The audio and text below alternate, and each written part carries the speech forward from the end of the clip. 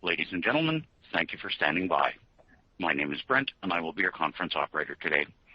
At this time, I would like to welcome everyone to the Q2 2022 CSX Corporation earnings call. All lines have been placed on mute to prevent any background noise. After the speaker's remarks, there will be a question-and-answer session. If you would like to ask a question at that time, simply press star followed by the number 1 on your telephone keypad. If you would like to withdraw your question, again, press star 1. Thank you.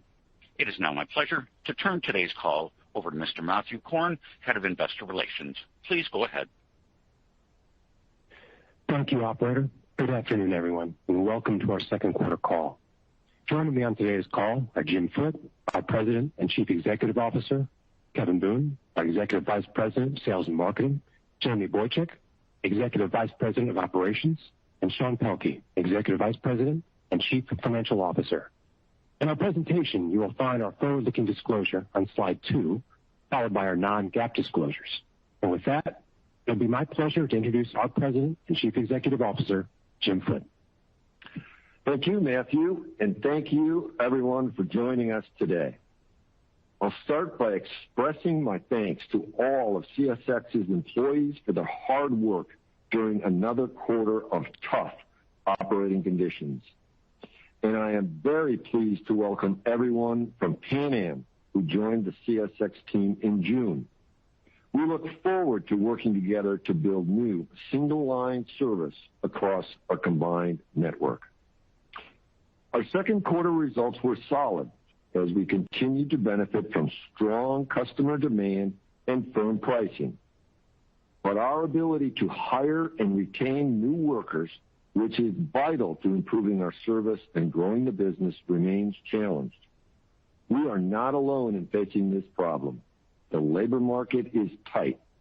Prospective recruits have many job options, and the pandemic has had a profound effect on employees' work and lifestyle preferences.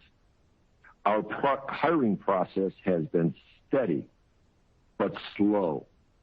We will not let up in our efforts to grow our engineer and conductor headcount and improve network fluidity to pre-pandemic levels. Since the time of our last earnings call, uncertainty and volatility have clearly increased in the financial markets and in parts of the economy. Inflationary pressures have moved higher and interest rates have risen. We're staying diligent by keeping in close touch with our customers, monitoring our order rates, and constantly updating our forecasts. But what remains constant is that right now, as we have seen this entire year, there is more demand for rail service than what we are able to satisfy. The efforts we are making now to grow our workforce and add capacity to our network are not just to satisfy current demand. We are investing because we see plentiful long-term opportunities for rail, driven by customer demand for more fuel-efficient, environmentally friendly transportation options and growth in domestic manufacturing. We're excited about our potential, but to realize it, we must focus on near-term execution. Our entire team is aligned in our goals, and I look forward to keeping you updated in our progress in the quarters ahead. Turning to our presentation, let's start with slide 4, which highlights our second quarter key financial results. We moved nearly 1.6 million carloads in the quarter and generated over $3.8 billion in revenue. Operating income was $1.7 billion, which includes a $122 million gain from our Virginia real estate sale. Recall that in the second quarter of 2021, we recognized a much larger $349 million gain from this transaction. Earnings per share increased 4% to 54 cents a share, which also includes a smaller contribution from the Virginia sale compared to a year ago. And our operating ratio was 55.4%, which includes a 320 basis point tailwind from the Virginia real estate gain, but also includes combined headwinds of roughly 450 basis points from the impact of quality carriers, higher fuel prices, and Pan Am acquisition costs. I'll now turn it over to Kevin, Jamie, and Sean for details. Thank you, Jim. Turning to slide 5. Second quarter revenue increased 28% year over year, with revenue growth across merchandise, coal, and intermodal. Overall volumes were flat, where we saw strong demand across many of our markets, limited by resource constraints across the supply chain. Merchandise revenue increased 10% on flat volume, driven by price and higher fuel surcharge revenue. Looking at some of the highlights, we are encouraged by strength in automotive market, where revenues rose 24% on a 10% increase in volume. There are clear signs from auto manufacturers that semiconductor challenges are easing. Our minerals business benefited from improved shipments of aggregates and salt, while our ag and food segment saw growth from ethanol and export grains. Less favorable was our fertilizer business, where volumes and revenues declined year over year on reduced phosphate shipments. Volatile fertilizer prices, combined with some production issues, impacted volumes in the quarter. Forest products, along with metals and equipment, saw positive revenue growth, offset by modest declines in volumes, mainly driven by resource constraints.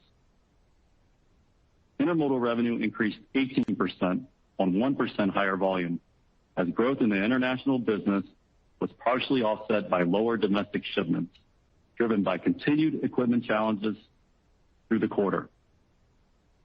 Intermodal demand remains strong, and customers continue to recognize our industry-leading service product in a challenged market. Coal revenue increased 54% on 3% lower volume. As we have discussed, coal demand remains strong across our domestic and international markets. Volumes have been constrained by production issues at the mine, infrastructure constraints at the port, including Curtis Bay, and general manpower shortages, including crews. We still expect volumes to improve through the year as some of these constraints moderate. Other revenue increased primarily due to higher intermodal storage and equipment usage.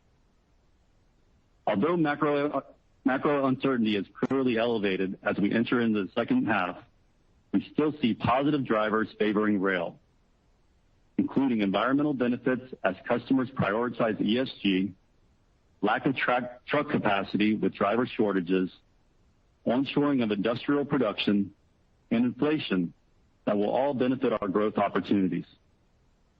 Currently, we are still seeing demand in many markets limited by the global shortage of labor. We believe this will continue to benefit rail's value proposition and the opportunity to increase modal share over time. Going forward, we remain committed to making the investments needed to serve our customers and helping them grow their business. Let me now turn it over to Jamie to discuss operations. Thanks, Kevin. Safety remains our top priority at CSX, and operating safely is a critical foundation to achieving any of our operating goals. We work hard to instill a culture of safety across our railroad, and this begins with the moment that our employees enter our training facility. We focus not only on teaching employees the right way to work, but creating an environment that facilitates ongoing coaching and education around our safety protocols. This is particularly important for the almost 700 new T&E employees that have completed training year to date. The coaching does not end with the training program. We have created new programs to significantly increase touch points with managers to ensure new employees are protecting both themselves and their fellow railroaders. These efforts have helped drive another strong quarter of safety results. In the second quarter, injury rate increased modestly from the near record levels in the first quarter, but remained flat year over year. Train accidents ticked up slightly from the prior quarter, but continued their positive trend as we focused on minimizing human factor accidents through proactive employee communications. Turning to slide 7, We remain committed to delivering strong service, and we are taking action to improve network performance. We are seeing signs of this improved performance in our local service measures. This is our second consecutive quarter of improved results and our best since exiting the pandemic downturn in 2020. We continue to actively coordinate with customers to further improve these metrics and are encouraged that we are seeing some of the largest improvements in some of the areas that were most challenged entering the year. Our intermodal trip plan performance remains strong and crossed back above the 90% threshold this quarter. Looking forward, we continue to focus on keeping terminals open and fluid during the ongoing supply chain constraints. We expect merchandise performance to improve throughout the second half of the year as network fluidity increases. To offset the impact of crew shortages, we have added additional assets to the network to better meet our customer commitments. As employees mark up, we will be able to refine the network plan to reduce congestion, shorten transit times, and improve reliability. Now turning to slide 8 and our ongoing hiring initiatives. We continue to have a strong hiring pipeline that averaged over 500 trainees in the second quarter. This pipeline will allow us to continue filling classes as we work towards our headcount targets. For the second consecutive quarter, over 300 conductors qualified, and total active T&E increased to nearly 6,700 employees. We expect this number to increase sequentially throughout the second half as our newly qualified more than offset attrition. In addition to focusing on hiring, we are also working to minimize attrition. These initiatives will help us with our new hires throughout the early years of their career, including a recent agreement that will lift the pay for newly qualified conductors. As I said last quarter, this will all take time, but we know that to deliver on service, we must have the right level of resources, and that starts with our people. I'll now hand over to Sean to review our financial results. Thank you, Jamie, and good afternoon. In the face of these challenging labor market conditions, as well as ongoing supply chain issues, CSX delivered over $800 million in revenue growth, with gains across all major markets. Expenses were also up over $800 million, and as a result, reported operating income increased 1%. However, as I will explain in more detail on the next slide, costs were heavily impacted by lower real estate gains, the addition of quality carriers, Pan Am transaction costs, and higher fuel. Interest expense was $10 million favorable to the prior year, while other income improved $6 million. The effective tax rate for the quarter was 24.4%. Turning to the next slide, total costs increased $813 million. Nearly $500 million of the higher expense was due to the inclusion of quality carriers, lower gains on property dispositions, and Pan Am acquisition costs. Real estate gains were driven by the Virginia transaction, with a $122 million impact this quarter versus $349 million in the prior year. This represents our last significant gain from Virginia, and we expect to receive the remaining $125 million of cash proceeds in the fourth quarter. Higher fuel prices were also a significant factor, with fuel expense up over $200 million, excluding the quality impact. Not surprisingly, inflation is running above historical levels, and the $56 million on this slide represents inflation across labor, purchase services, and rents. All other expenses increased by $50 million, with approximately $20 million higher depreciation, about $10 million lower incentive compensation expense, and nearly $40 million of higher operating costs. This $40 million reflects increased hiring and retention, the impact of a larger active locomotive fleet, intermodal terminal costs from supply chain disruptions, and slower car cycle times. As service levels normalize in the coming quarters, we would expect the opportunity set on the expense side to come first from these operating categories.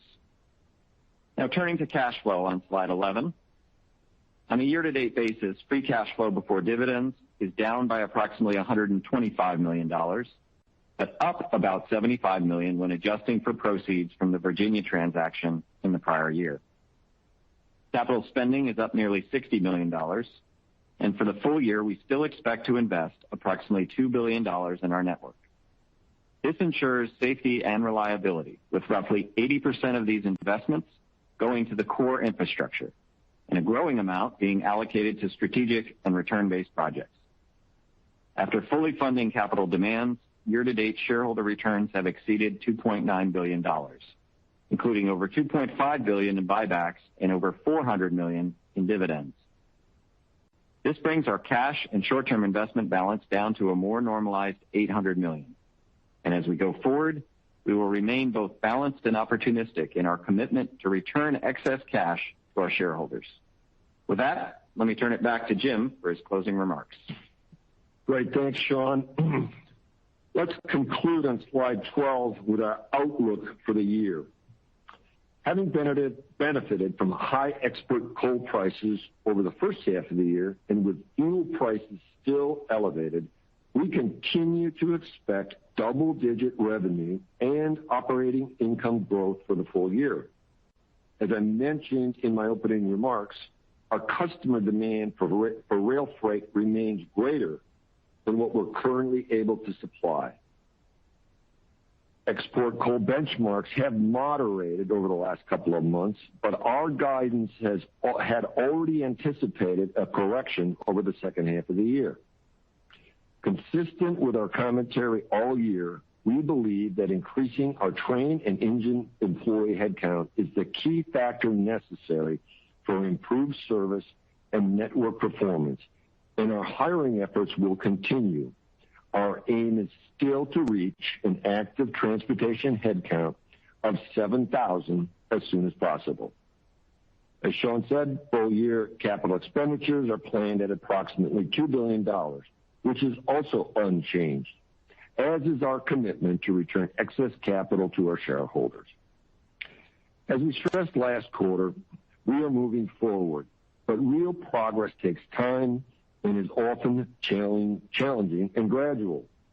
There is plenty left to do, but the whole CSX family is committed to delivering on our goals, supporting our customers, and growing this company.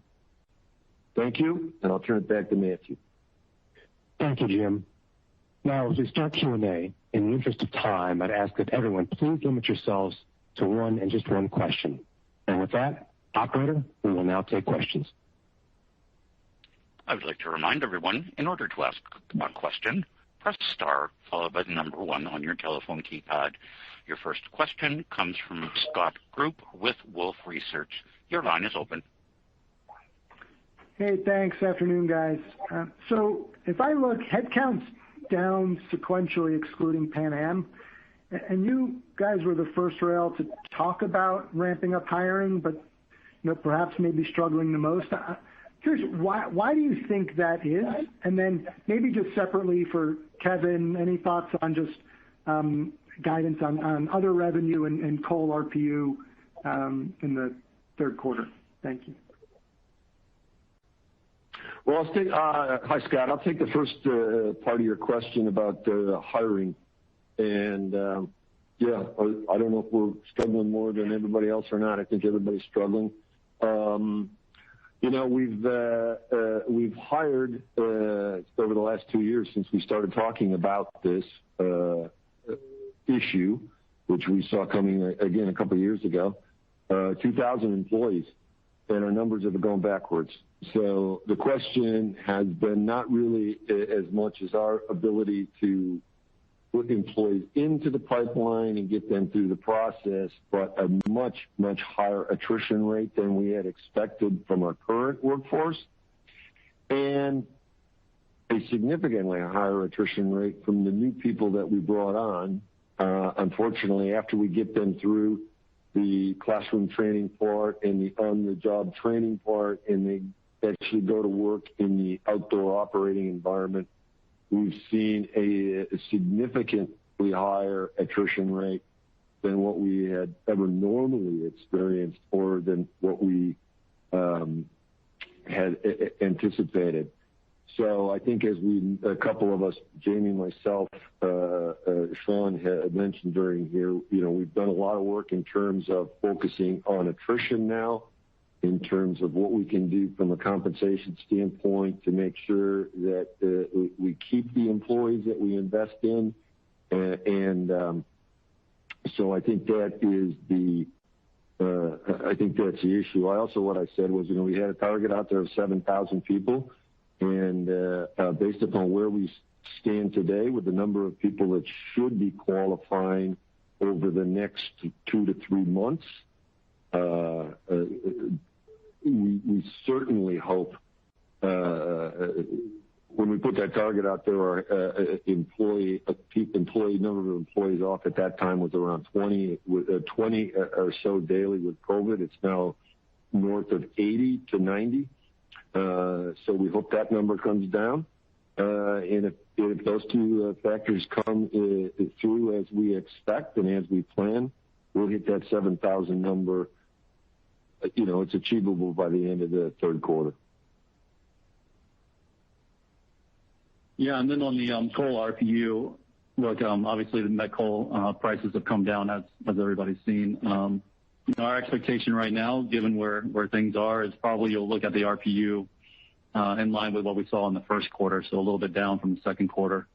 And then on the other revenue line, supplemental other revenue, probably something flattish versus this quarter outside of the market changing dramatically, which we don't see right now. Thank you, guys. Appreciate it. Your next question is from the line of Bascome Majors from Susquehanna. Your line is open. Thanks for taking my question. Sean, there's obviously some uncertainty as to what the actual union wage increases from 2020 forward will ultimately be. Can you talk about how CSX has managed that uncertainty with its accruals so far? And if the actual wage increases were to come in different than your expectations, when do you true that up retroactively and communicate it to us prospectively? Thanks. Yeah, Bascome, I can speak to that. So when we look at the union wage issue, we have been accruing for increased wages ever since the expiration of the last contract. When we do get to a settlement, we'll take a look back at that and see if an adjustment is necessary. If it is, we would take that all at once. And it's probably also worth noting that we've been accruing for back wages, which means that when we do get to a settlement, the employees who've been working with us for several years and not getting wage increases will likely get back pay. So there will be a cash impact around the time of whenever that settlement occurs.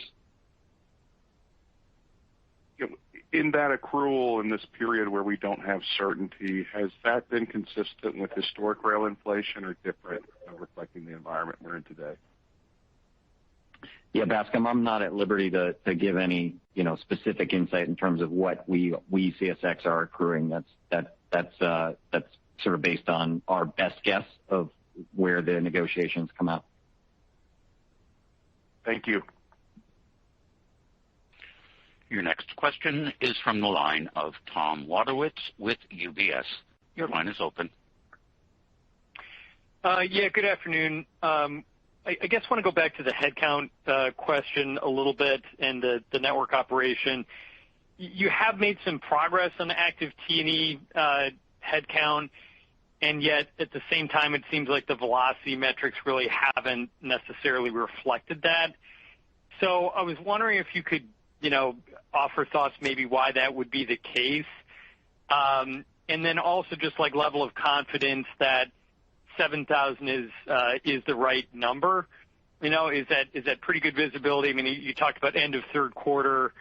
If you achieve that, should we expect to see stronger volume and just a lot of confidence that that's really the right number, and you don't need to go beyond that? Thank you. Hey, thanks, Tom. I'll first touch on our number. We feel quite comfortable that 7,000 gets us to a pre-pandemic level, which is where we were, but that doesn't mean we're stopping at 7,000. We're going to continue to hire obviously for growth that Kevin had mentioned that is still out there that is untapped really. So 7,000 is a number that we feel comfortable that gets us to our metrics and our trains, less train delay and everything else that's going out on the main line and other locations. So we're comfortable with that number for that reason, but we're not stopping there. I want to make that clear. We still got to make sure that we continue to hire for the anticipated growth over the next year or two. With respect to the numbers, you're right. We have seen an increase in our T&E quarter over quarter. If I look at my averages and look at every week, we've got 20 to 30 folks who are qualifying in the conductor ranks, which in different areas is making a difference for us and helping us. But the last few months have really been a high peak for vacation for us. So seasonably, our availability for our employees are usually 84, 85%. But over the past couple of months, because of the seasonality of vacation, our availability really has dropped about 80 to 81%. So, every 1 percentage point equals, somewhere close to 70 employees. So if you start backing that out and thinking about what that means for the network, we're all feeling that vacation crunch, and we're going to be into that until probably Labor Day into September when the vacations start to back off. So that's part of the reason why you're seeing numbers climbing, but yet our velocity in other areas of our railroad aren't seeing the benefits of it. Tom, it's Jim too, and we've learned a lot over the last 18 months in terms about what the current state of affairs are when it comes to hiring and the difficulties associated with that, which were not there historically. And so there's a lot of, at the end of this quarter, are we going to know what our true long-term attrition rates are going to be? Will we know, are we going to be in a situation where we get hit with another surge of some variant and we have another couple of hundred employees off at any given time? So we're trying to get back to the number that we put out publicly is what we had in 2019, when the end of 2019, early 2020, when the railroad was really running at record performance. And so that's kind of a starting point for us to have better visibility as to what we should really do going forward. Great. Thanks for the perspective. Your next question is from the line of David Vernon with Bernstein. Your line is open. Hey, guys. Thanks for the time. So the last 2 quarters, you've been running, high single digits of employees in training relative to your active T&E count. I'm just wondering, after we get past this, more employees would be better than fewer. What's the right number, do you think, long-term to be thinking about in terms of employees in training relative to the active headcount? I'm just assuming that you're incurring some additional expense for having a bunch of 7.5% of your active T&E count on the payroll, but not necessarily hauling freight. And I'm just trying to figure out how the best way to normalize that. So any thoughts on that, Sean, would be really helpful. David, let me answer that. It's kind of consistent with what I just said a few moments ago. We're going to have to learn our way through this as we get into the end of this year and beginning of next year to have a better understanding of what these attrition rates are. It's been somewhat of a surprise to all of us, the number of people that have dropped out after, again, going through all of the classroom training, all of the on-the-job training, and then working a few months and deciding that they don't like railroading as a profession. And so these are all new things for us. So one thing we know, we can easily manage down just simply by taking advantage of attrition if that's what's necessary. What we do know, it's a lot more what we have experienced anyway in the recent times here. It's a lot more difficult for us to manage up. So in the short term, we're going to learn about what we need to do differently and how we need to do it. And until that point in time, we're going to do everything we can to not run short. Okay, so I get that it's probably too early to figure out what that number should settle at. But I guess if you think about kind of the what you're hearing from the folks that are bouncing out pretty quickly, is there some qualitative sort of assessment that you can share with us in terms of the rationale for why some of these folks are leaving what has historically been a pretty attractive job? Well, we're trying to do analysis of every different type to try and figure out why. So we don't make so if we can identify factors, we don't bring people in because there's a lot of cost and time and effort associated with training somebody. So we're trying to do a psychological, you name it, whatever analytics we can do to try and help us better have a better understanding of the profile of worker that we need to hire up front. And this is just new for us, but we're learning and we'll get it figured out, and then we'll be able to better manage on a more consistent basis the headcount. All right. Thanks very much for the time, guys.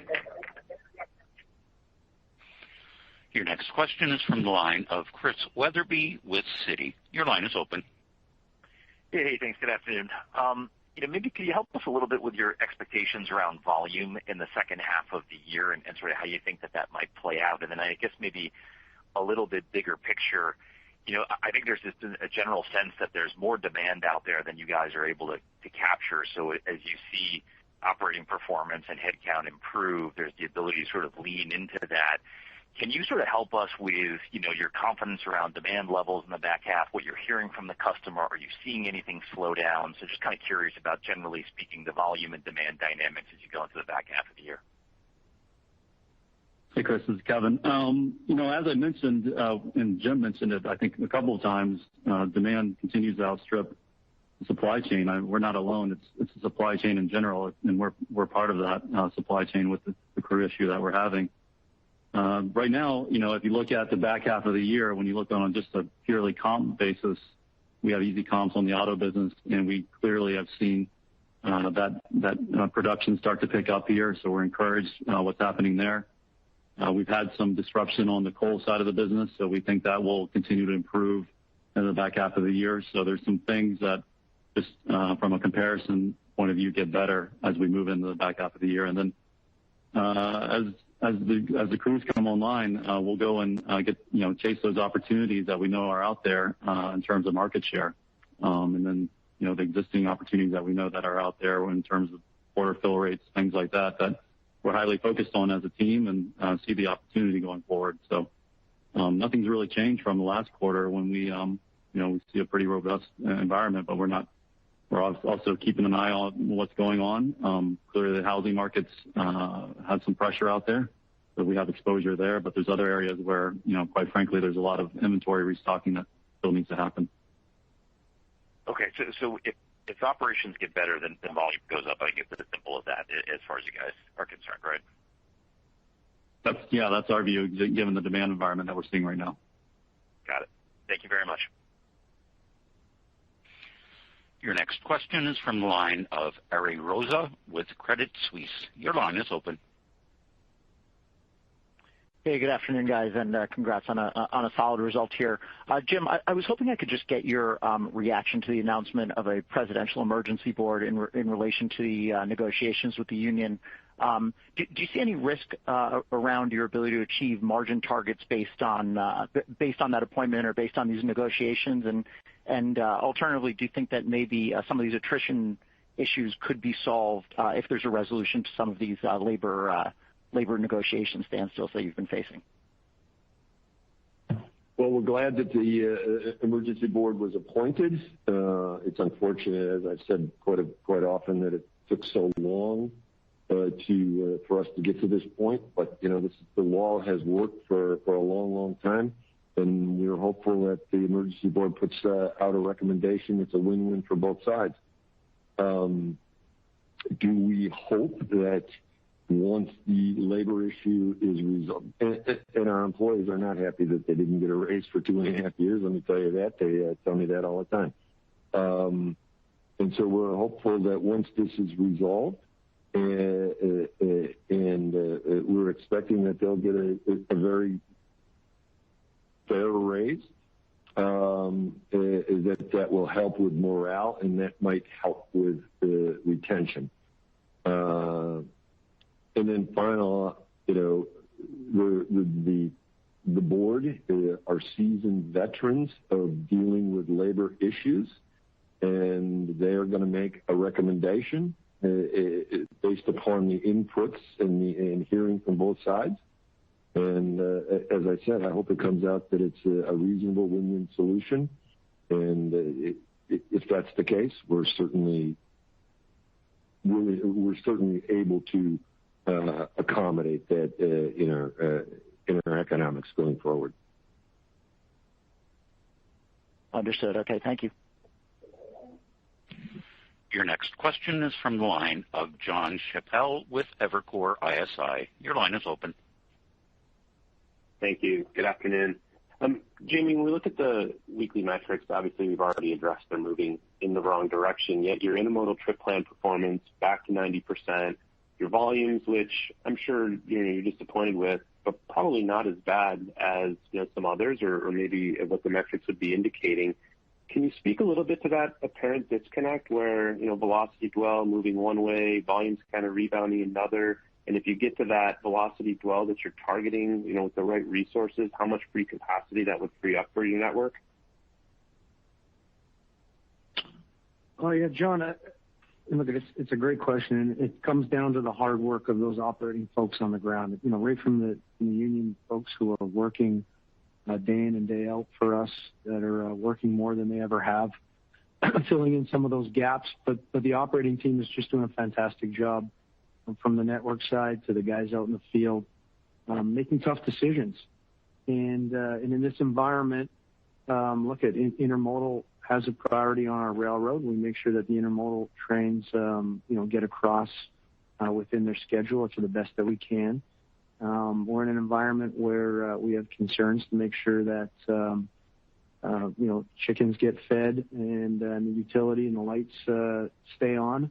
So there's times when we actually have to prioritize some of our bulk traffic, which we would never have done before, because normally bulk traffic goes to a stockpile. So when you are prioritizing different flows of traffic that you never really had before, and it goes against a little bit of your principles of making sure you take care of that merchandise traffic, at times the merchandise traffic might take a 24-hour delay or something across the network getting from terminal to terminal. So that's where you're seeing some of those areas where we're just not moving as quick as we could, and some of the congestion that's out there. So yeah, you're absolutely right that when we can get back to a little bit normalized workforce with respect to being able to move every train and not having to make those tough decisions on this week, we're worried about the lights in the Southern Carolina area, or we're worried about the chickens down in Alabama or different areas. You're going to start to see that flow move better, and the capacity. Back in 2019, we talked about it a lot. We have a lot of capacity on this network. We have a great network.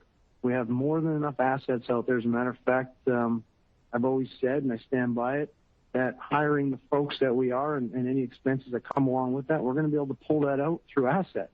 So we're quite confident that we're making the right moves that we can today in order to try to keep everybody happy. But the one metric I did talk about is that the customer metric, if you want to call it that first mile, last mile metric, which is something we're watching to continue to improve, that we're showing up at the customers.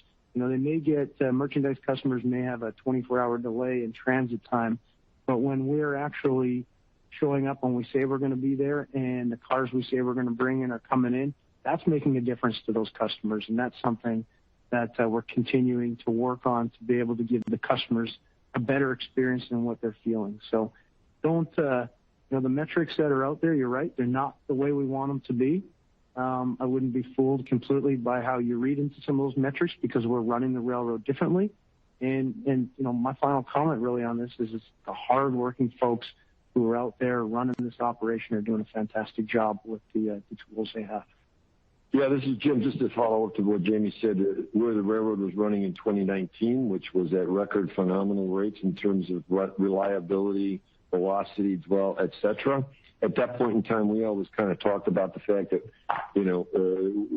without doing much to the rail network, we had an additional 25 to 30% of capacity available that we had freed up over the prior 2 years with the changes that we've made. And during the last 2.5 years, 2021, we did not slow down on our capital program. We continued to invest in the railroad. We continued to extend sidings, all because it just makes we're preparing for normalcy to return. Plus, it creates a lot of efficiency across the network. So we're in great shape to handle whatever traffic comes to us whenever we get. We only have one restriction on us right now, and that's crews, and we're doing everything we can possibly do to hire as many people as we can. All right. That's very helpful. Thanks, Jim. Thanks, Jamie. Your next question is from the line of Justin Long with Stephens. Your line is open. Thanks. I know previously you had talked about volumes this year outpacing GDP growth. I was curious if that's still your expectation. And Sean, last quarter you gave some color on your expectations for operating expenses ex fuel on a sequential basis. I was curious if you could do that again for the third quarter, especially with Pan Am being layered in. Hey, Justin, it's Kevin. Nothing's really changed with our outlook. Obviously, the GDP number is moving around quite a bit, but that's a lot has changed since the beginning of the year. Clearly, inflation has moved up a lot more than what people believed coming into the year, and so that's probably been more reflected in price. And then on the volume side, probably not as quick of a recovery from a supply chain as we anticipated, but still, given the favorable comparisons that we have in the back half of the year, we expect growth. Yeah, Justin, on the second part of the question around OpEx, I think it's fair to assume that OpEx is going to be fairly stable quarter over quarter. We will begin accruing for higher wages, the compounding impact of higher wages that would reset at mid-year, so you should see a little bit of an increase sequentially in the labor line. And to your Pan Am question, recognize on a fully integrated basis, it's about 1% of revenue or a little less than that. Figure the operating ratio on that business today is a little worse than our average, and then spread the costs, similar to our current spread, and that'll probably get you there in terms of the Pan Am impact. But everything else, relatively stable, and the hope would be as crews continue to mark up and become available towards the latter part of next quarter as the vacation peak subsides, the network begins spinning, we begin to take some of those 40 million or so of costs out. Okay, that's helpful. I appreciate the time. Your next question is from the line of Amit Mehrotra with Deutsche Bank. Your line is open. Thanks, operator. Hi, everybody. Kevin, I just wanted to ask about yields in the back half of the year relative to where they were in the second quarter.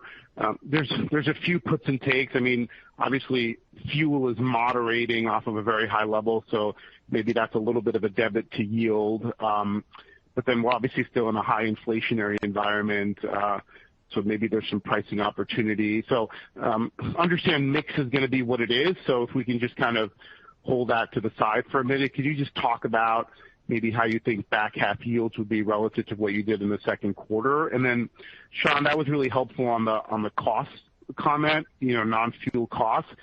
I guess with fuel moderating, that optically releases some pressure on the OR. So would you kind of expect the OR to continue kind of sliding down in the back half of the year? Obviously not as big of a jump improvement from 1Q to 2Q, but would you expect kind of the sliding down of OR in the back half of the year as well? Thank you.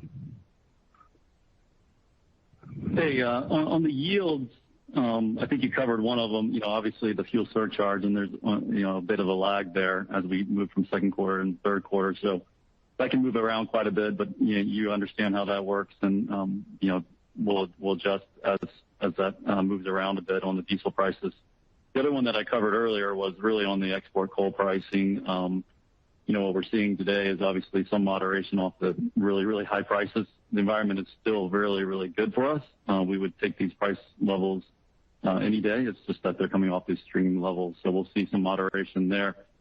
But outside of that, clearly, when we're having contract negotiations with our customers, they understand the high inflation environment we're dealing with today, and obviously on the labor side and other parts of our business, and we're having to recapture that value in those discussions. So as things reprice, we're making sure we stay in line with what's happening out there in the market and what we're having to pay expense-wise. So we probably would still see some underlying momentum there as well. But outside of that, nothing really changes into the back half of the year. Yeah, and just adding to that, in terms of the operating ratio, I think the two things that are sort of non-core or less inside our control. We had about $85 million in real estate gains last year. We're obviously always working on potential deals, but we'll see whether we have a similar number that materialize in the second half. And then fuel, if prices tail down and continue to go down, we'll have that favorable lag benefit that will help the OR. But if you set both of those items aside, we have sequential volumes gains into the second half of the year, and expenses are relatively flat, excluding Pan Am and the wage increase impact. And I think it would be fair to assume that we'll continue to have some good momentum on the margin side. Right. Okay, very good. Thanks for the help. Appreciate it. Your next question is from the line of Brian Ossenbeck with J.P. Morgan. Your line is open. Hey, thanks. Good afternoon. Just wanted to go back to the comments on, Jim, I think you made a comment about offering a little bit more incentives or compensation for some of the folks that are coming onto the network. Are there any other things you can do to kind of pare down that rate of attrition with other things, or you do have to wait on the official agreement to get settled? And what do you think that might be? And then for Jamie, are there any other things you would consider? We saw one of the Western rails put an embargo, which was pretty disruptive, but it seemed to get them a little bit of relief. Is that something that you would consider at this point, or would that be unnecessary? Well, we work in a unionized environment, and we're not able to do too much without an agreement with the unions, including increasing their pay. But we have tried many options, and we'll continue to work to do whatever we can to try and change the work environment so that people feel like they really want to work here. Simple as that.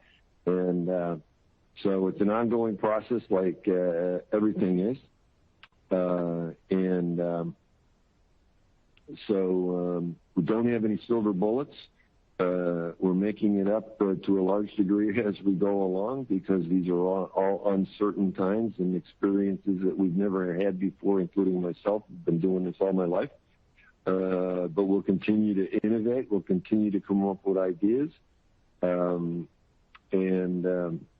try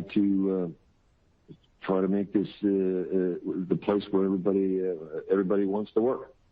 In terms of embargoes, in my opinion, an embargo is a pretty draconian step that one would not take without a lot of forethought.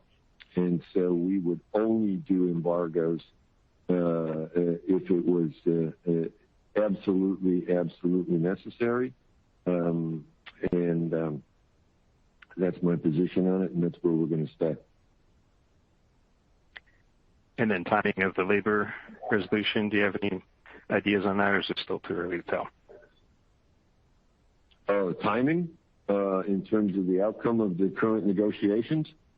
Yes.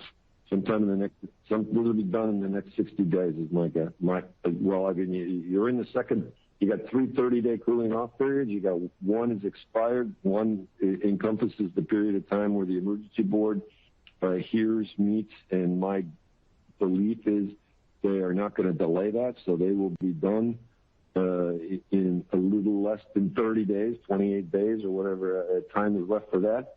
And then after that, there's another 30-day cooling off period where the parties will meet and either accept the recommendations of the emergency board.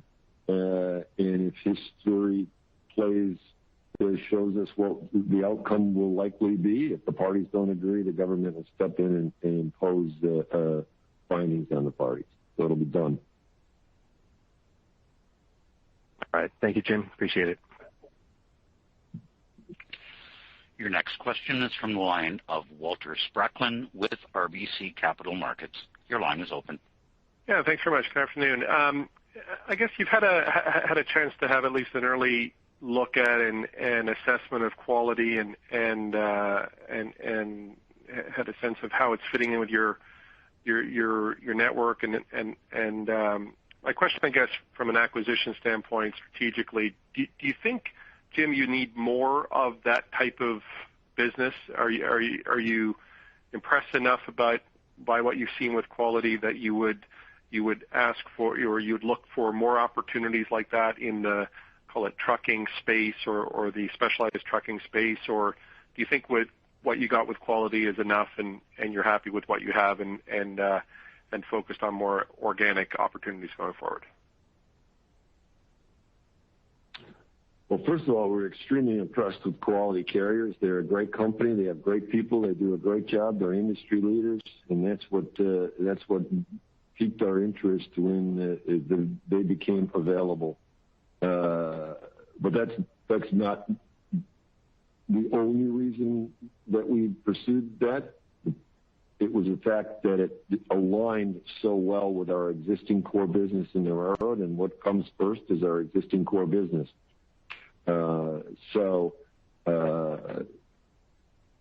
I don't see us necessarily going out and doing something along the lines of another quality of that size unless it met those same criteria. And if it met those same criteria, then of course we'd be interested in it. But we're going to continue to try and expand our footprint through everything we've talked about on the TransFlow and on the reloads and on the warehousing and everything we can do in those spaces that brings greater connectivity to the core rail network to our customers. So oftentimes we don't go all the way to the door. There's a gap, and so whatever we can do to try and fill that gap between connecting the core railroad to a bigger base of customers, that's what intrigues us, and we'll continue to pursue that. I appreciate that color, Jim. Thank you. Your next question is from the line of Ken Hoexter with Bank of America. Your line is open. Great. Good evening. Jim and team, I guess on-time performance down at 50%, originations down at 62%, last seen since, well before PSR rollout at CSX, and I think even before Hunter got there in 2017. So you don't think that this starts to affect your ability to win business onto the railroad, with the service levels here? And I guess, if, Kevin, you're talking about the demand is there and you're turning it away, maybe talk about where you're is that localized, your specific parts of the network where it's harder to hire, where you're seeing some of that push away?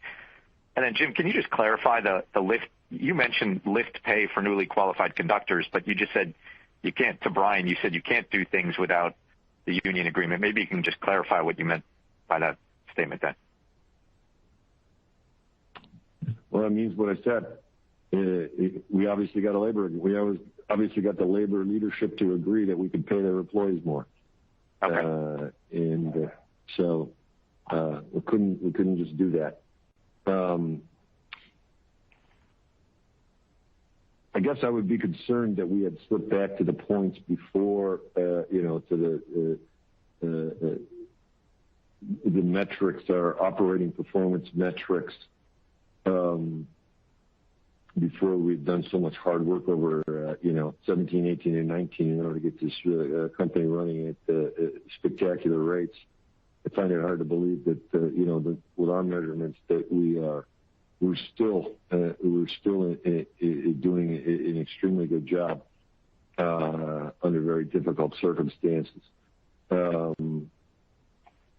It's clearly not like everybody else in the world is doing, fantastic, and everybody's running at 100% on time, and we're running at 62. This is an issue that affects everybody in the logistics chain. This affects the truckers. This affects the steamship companies. This affects the terminal operators. This affects everybody. Everybody's slowed down. Everybody's struggling, and it's not just the railroad industry. As I was saying earlier today, I don't think Heathrow Airport ever thought they'd have to put an embargo because they can't handle air traffic through the facility. So it's a global phenomenon. We're continuing to improve. As we said, we're continuing to do better. I can say one thing. We're the only railroad that I know of in North America that never shut a terminal down because we were congested.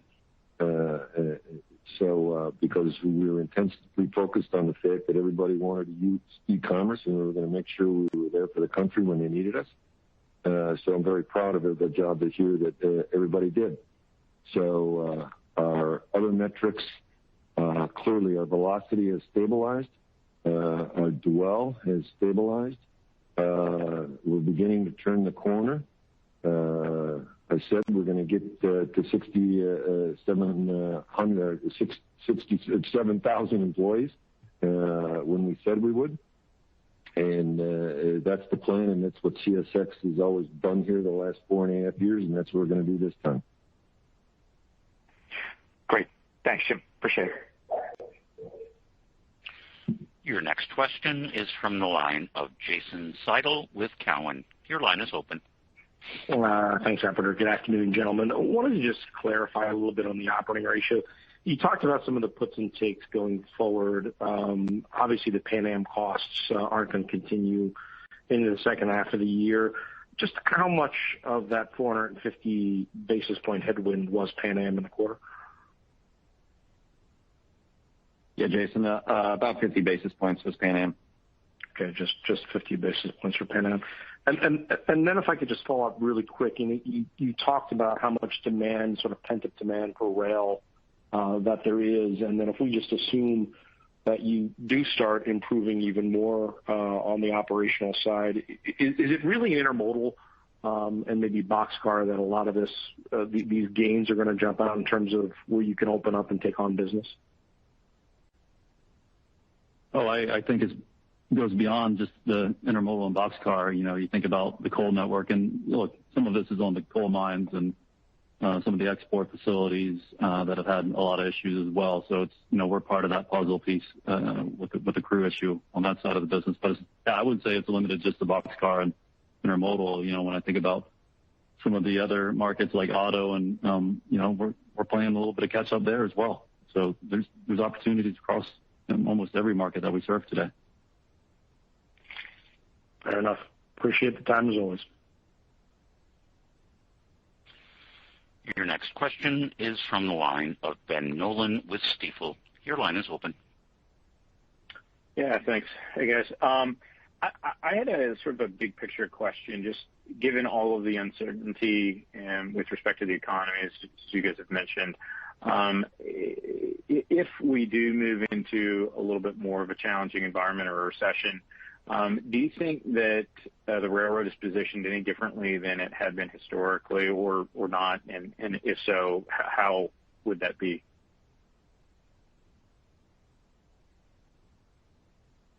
Oh man, big pictures. Everybody looks at me for that to answer that question. Well, I guess by big picture, I mean from an economy standpoint, because I don't know what the next thing they can throw at us that we haven't seen in the last two and a half years here. So, I think the railroads are in CSX, and the railroad industry in general is well positioned right now with everything that's going on in terms of issues associated with congestion, issues associated with highway congestion, issues concerning the environment. More and more customers every single day are asking us about what it is we can do for them to help them with their ESG targets. my experience in the railroad business is if there is a bigger downturn or a downturn in the economy, to the extent that our service gets back to where the reliability we had pre-pandemic, we're a great option for companies when they need to reduce their costs and they need to reduce their transportation spend. And people are making decisions based on, I don't care what it costs to get it there, just get it there. I'm willing to pay 25 times the historical average rate to move a container from A to B. What they want to do is save money. Well, that's where we really get to play more in the game because we're always substantially cheaper than a truck. So everything lines up for us but it's all based upon our ability to get the number of employees in here that we need so that we can prove to the customer that we're reliable. As Kevin just said, it's across the board. People that historically always moved grain by rail are trucking it. People, the supply chains are completely disrupted and in some areas completely dysfunctional. So things will return to normal. We will get back to where we were, and we'll continue to grow share, principally by competing with and beginning to convert more and more traffic off the highway all the time. All right, appreciate it. Thanks for that. Your next question is from the line of Eric Morgan with Barclays. Your line is open. Hi, thanks for taking my question. I just wanted to ask about capacity of the network, outside labor. I think you used to talk about, how much additional capacity has been freed up by PSR. And, looking at things now, does that kind of still exist today, or are there bottlenecks that you think need to be resolved with additional capital, once, your labor situation is on better footing? No, Eric, it purely labor is what's holding us back. Our network has, if anything, our network has improved over the past 3 years. As you heard Jim, we've put just as much tie, rail, and ballast in as we have. We've done siding extensions in areas we've invested, and we've got more locomotives than we need. We're really in a great spot if we had the folks that we need to move the business. So our terminals, as a matter of fact, 90% of our hump terminals are running very well. Our flat switching terminals are running well. Where we get congestion, a little bit bottlenecked, is different crew change points where we don't have crews to keep those trains moving, or we got to make a decision on which train moves quicker than a different train. So I'm very confident that the network is better than probably what it was in 2019, and we're ready to go once we got the folks trained up. Thank you. Your next question is from the line of Jordan Alliger with Goldman Sachs. Your line is open. Yeah, just sort of following up a little on that last operational related question. I mean, you guys seem to be pretty close or moving closer on the headcount front, and I know the network, you say is in good shape, but and it's just a matter of getting, those extra employees. But is there anything that needs to be done, like reconfiguring schedules? I mean, I know you mentioned you're making decisions on which trains to run. I mean, is there any wider scale changes to either the intermodal network, the carload network, needed in addition to the employees, or is it simply that? And then when you hit that 7,000 target, I mean, how quickly does all this volume and service react? I mean, it just doesn't seem that we're that far away. I'm just trying to understand how that gap in the service, how it reacts and how quickly it will react. Thanks. Jordan, it's where we're sitting right now with respect to our terminals and everything else. We are in much better shape than we have been in a long time. So we review and analyze the railroad every single day, every single week. As a matter of fact, I made an org change just a month ago or so that service design reports directly to me, so then I can work closer with them so we can continue to design things every day. When I say we make a decision, it's the unscheduled network of coal and grain that has become a much higher priority than it ever has been. And that unscheduled network is where those decisions come in with the crew availability. And of course, Kevin and I and our teams are working all the time to make sure that when there's a location that is short grain and needs to feed chickens or anything else, we make sure we get it there. It's a just-on-time service, and it never was before. The same thing with coal for the southern utilities. This was all stockpile, and it's turned into just-on-time service. So that's changed for us, and it's very difficult for us to schedule unit trains not knowing when they're going to be released or come out. Yeah, Jordan, it's Jim too. We're grinding here every day, and we're doing all of this with, hand to mouth and trying to make sure that we serve every customer that we possibly can the best we can. And yes, our velocity is down, our dwell is up, but we still move more carloads in the second quarter of this year than we did in 2019 when we were running lights out. So it's not like, oh my God, look at these guys, their velocity is down 21%. God, their volumes must be down 21%. We're still moving more freight than we did. So, that's why we're confident that when we get volumes back to where we get the velocity back to where they were, and things are, and key from a customer standpoint is reliability. That's why velocity, dwell, first mile, last mile, that's why all these metrics are so important, because this is what the customer looks at to determine whether or not they're going to ship by rail or truck. When we get that back, that's where we have a reasonably solid base to believe that the volumes will grow in the second half and continue to grow into the future. But we're moving more freight this quarter than we did in 2019. Yeah, it's interesting on the unit train and just-in-time comment, actually. I'm curious, though, does that mean that there are issues separate from what you as a rail could do and more related to the customer on this whole just-in-time thing that may make it a challenge or not? Well, Kevin might want to weigh in, but as I said, it's everybody in the supply chain. When we're talking about moving coal trains from a mine to a utility or from a mine to an export terminal,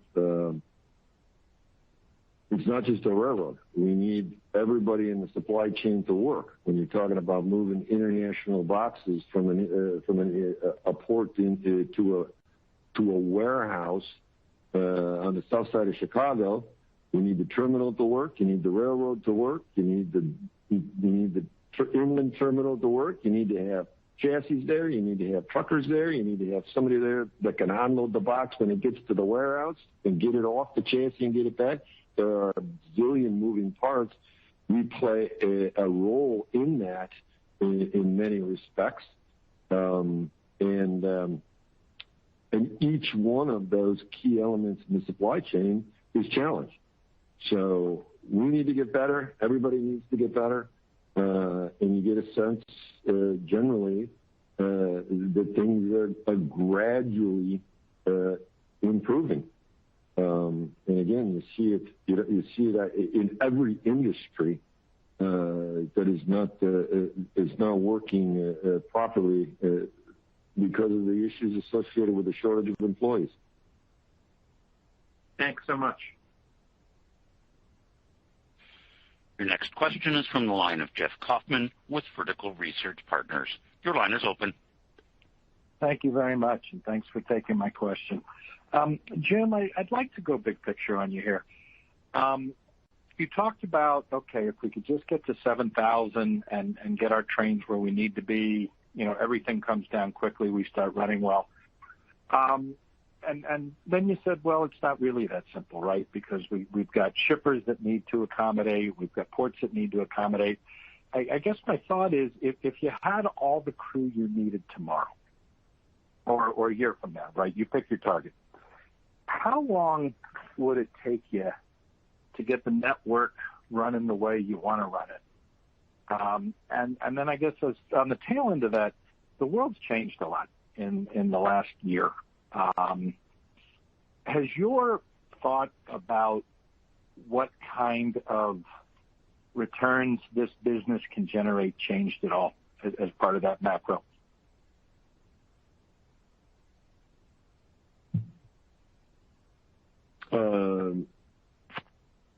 Big picture question. Thanks a lot, Jeff. Following up with an easy one, softball.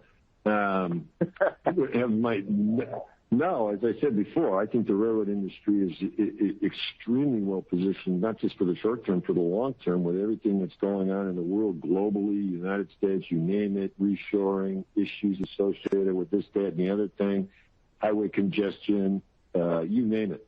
I think the railroad industry is extremely well positioned to be a much more relevant and key player in the transportation network and shipment of customers' goods going forward. And so, if we're more relevant, if we provide a better service and we're a key component, that should be good for our margins, not bad for our margins. We're a much more sought after product service as opposed to just a transportation commodity. So that's good. Can I fix the global hunger? No. Can I solve the pandemic? No. Can I fix CSX and this team? Do I have 100% confidence in the people that work for CSX to get this railroad back and running the way it was and then even better? Yes. So I can't fix the chassis shortage problems. I can't invest in coal mines. I can't move this. I can't move that. But that will all correct itself over time, and we will be a much bigger participant in that. And like I said, I think we got a great future ahead of us. Okay, thank you very much. There are no further questions at this time. Ladies and gentlemen, thank you for participating. This concludes today's conference call. You may now disconnect.